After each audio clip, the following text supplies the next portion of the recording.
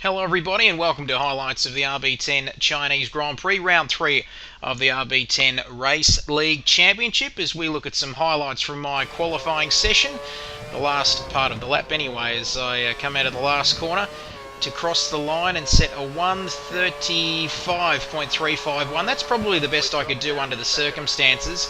And as soon as I set that time, Dubsy came through and set a 1:34, going about a second quicker than me. So after that, it was a matter of conserving the tyres for the race. But the real highlight of qualifying came from this man, as Jacob Potato, as he approaches the last corner. Well, what last corner, you might say? All four wheels on the grass, and he comes through to set a 1:34.4 and earn himself a front row start in rather dodgy circumstances. But it was Dubsy, Jacob Potato, Chastity, Kid Byers, and Cart Dude, Shervo as well, HS, and the rest were there on your screen. But Dubsy, a fantastic pole position in just his second race league start. Boy, he's made an impression since coming on to the grid. So to the race start then, Dubsy, like I said, in pole position, Jacket Potato in a dodgy second place, yours truly in fourth, and my teammate Danny in ninth, no doubt looking to start on the prime tyres. So you know the usual drill, when the 5 lights go out, the race will begin here in China. My engineer just warning me about trouble at the first corner once again, and as we all know, I haven't had a good history. I get a good run off the line, using up plenty of curves there, which will hurt me later in this first lap. I try and take a tight line into the first corner there as we come into the second as well. Chastity's on the outside, but Dubsy, Jacob Potato getting a good start as well, straight into the lead as Dubsy looks for a way around Jacob Potato, but he's not going to get through as Chastity's alongside me as well on a very frantic lap 1, but no contact as yet, which is always good. Someone complaining about some lag there.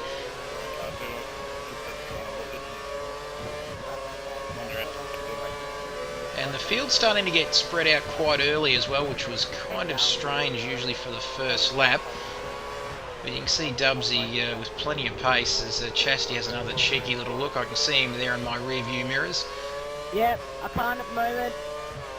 That's Dubsy's mum there telling him that dinner's ready. And in hindsight, he probably should have just gone and had his dinner, I think. Right. Yep. Stick it in the microwave, he says. I want fries too. I like it. Oh dear, you gotta love it, don't you?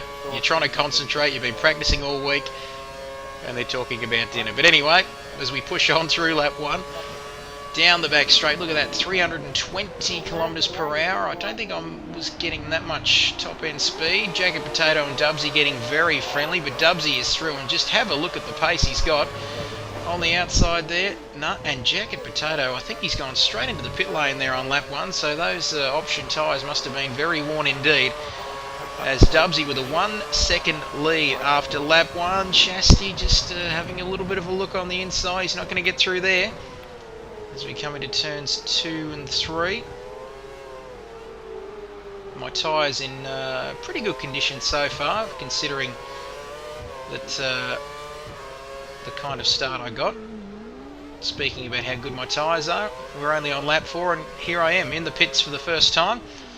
I kind of tried to start reacting to Dubsy's strategy, but because he had so much pace, it didn't really seem to work as the race progressed. But the options go off, the primes go on, and that's all I use really for the rest of the afternoon, because I just couldn't quite get the options to last any longer than about 4 or 5 laps, so I couldn't really spend too many laps on them throughout the race. So lap 5 now, I come out in 7th place behind that man Dubsy. Paint Boy agreeing with me regarding tyre wear issues there. As we fast forward further down into lap 5. Now Dubsy had a bit of a scrap with Murph, as Murph, the wonderful gentleman that he is. But you don't move over for me. Oh, what are you talking about, Dubsy? There was none of that going on. End of lap 5 then. Lap 6. 6th into 5th. I think that might have, don't know who that was. Might have been Duck maybe, who I passed there in the pit lane. As we can see up ahead, I think that might be HS. Yep, HS in 4th place. A little bit of a slow exit out of that corner, but he just teleports ahead of time and further down the track, so he'll give me another go. HSV still using the option tyres as he runs a little bit wide. I take a tighter line, use KERS rather, on the exit and get the job done there. Up to 4th place, so it's a matter now of just working my way through the field, and I can't really afford to lose too much time to Dubsy ahead of me. Danny there. Look at that, straight past the Italian. Once again, my favourite passing spot so far this race, so that's 2 I've taken at that corner. The latest craze, of course, is setting your nationality on this game to wherever your family originates from. We've got a Frenchman, an Italian, a New Zealander, a Tasmanian and a few Australians. Okay, lap 12 now, I'm in 2nd place. I wormed my way through the field there. Couldn't quite get those tyres to last quite as long as I would have liked. Primes come off, primes go on.